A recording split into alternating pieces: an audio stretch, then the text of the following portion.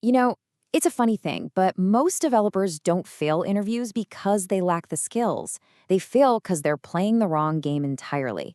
So today, we're going to change your entire approach. We're going to show you how to think like the person on the other side of the table. Let's really pull back the curtain on this. I mean, does this sound familiar?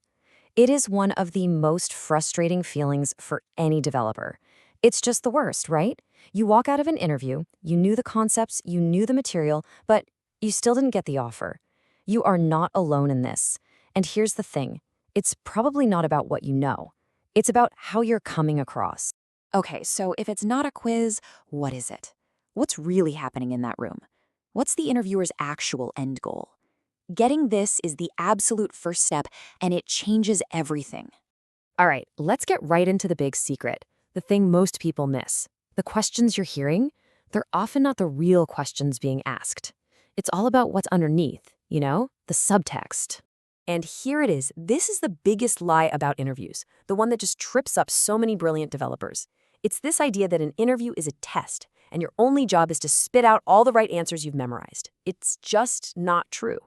And believing that lie sends you down a totally wrong path from the very start. So what is it then? Well, here's the key idea. An interview is basically a risk assessment. That's it. Think about it.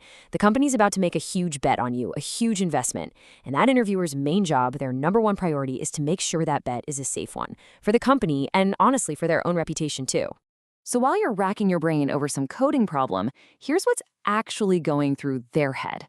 Can I trust this person? Are they going to break something important, like production? Are they going to need their hand held all the time? Can they actually explain what they're doing to the rest of us? See?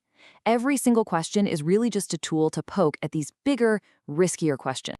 And boom, that is the huge mismatch right there. As a candidate, your gut tells you, prove you're smart, show them everything you know. But the interviewer, they're on a completely different mission. They are just scanning for signals that you are a safe bet, a low-risk hire.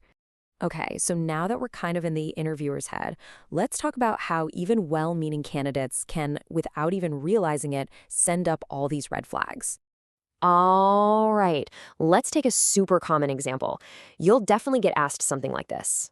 It seems so simple, right? Almost like it's from a textbook, but it's a bit of a trap. So a lot of people will answer something like this. Spring Boot is a framework that helps us build applications easily. And look, that's not wrong. It's technically correct. But it sounds like you just read it off the website 5 minutes ago. And that right there, that's the whole problem. Because an answer like that gives the interviewer, well, pretty much nothing to work with. It shows you can memorize something, but it doesn't show any real-world judgment. They don't want the textbook definition. They want to see that you've been in the trenches with this tool, that you have opinions and experience from actually using it. And here are some other classic mistakes that just scream risk. Giving these long, rambling answers. The interviewer is just thinking, oh man, meetings with this person are going to be a nightmare. Or jumping straight to the perfect answer without showing your work. Well, now they have no idea how you got there, and if they can't see your thought process, they can't trust you. Every one of these signals risk. Okay, enough about what not to do. How do we actively signal safety? How do you build that trust? Well, it actually comes down to a really simple, clear framework you can use for pretty much every answer. And this is the structure they're secretly hoping to hear. It's 3 steps. First, you clarify the question. Make sure you're both on the same page.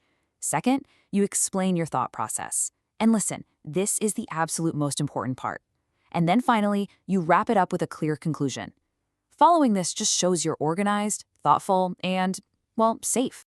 And hey, here's a little magic phrase.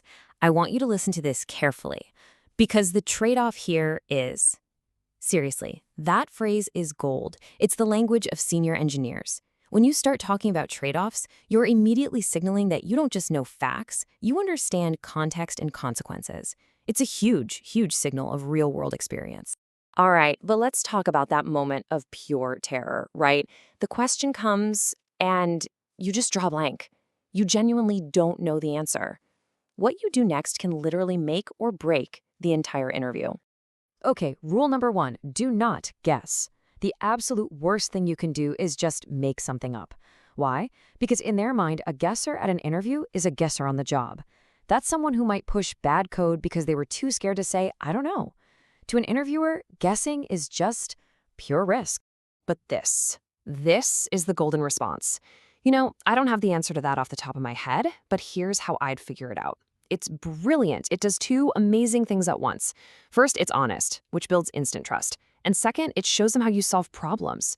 You're literally turning a moment of weakness into a strength. It is so much more powerful than just knowing the answer. Okay, so let's tie all of this together. I want to give you one single golden rule to hold on to. A new mindset that honestly can transform everything about how you interview. And here it is. This is the big shift. From now on, answer every single interview question as if you've already got the job and you're just explaining your decision to a teammate. Stop seeing it as a test. Start seeing it as your first day collaborating with a new coworker. I mean, just think about it. How do you talk to your teammates now? You're probably calm, right? You're clear, you're practical, you're not trying to dazzle them with every obscure fact you know, you're just trying to solve the problem together. When you adopt that attitude, you automatically come across as confident, easy to work with, and just trustworthy. So, when it all comes down to it, here's the bottom line. Interviewers don't hire the smartest candidate. They hire the safest one. The goal isn't to be the genius in the room. The goal is to be the person they can trust. Trust to do good work and trust to not create a total mess.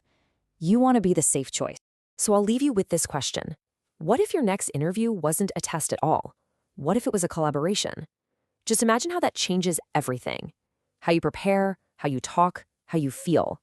When you shift your mindset from candidate to collaborator, you stop trying so hard to prove you're smart, and you start naturally proving you can be trusted. And that, right there, is the real key to mastering the technical interview.